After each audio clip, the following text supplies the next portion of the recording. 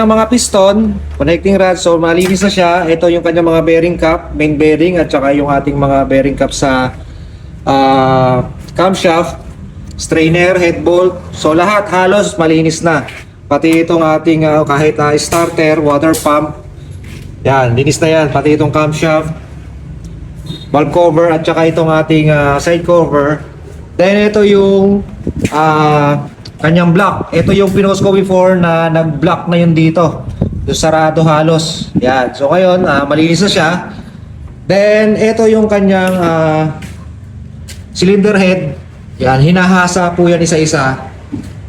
Then ito po yung kanyang crankshaft or sigunyal. So hinahasa yan ng bahagya para at least smooth na po pag yan ay ating install. Sa ngayon, waiting tayo sa mga pyesa. So update ko kayo mga kadado.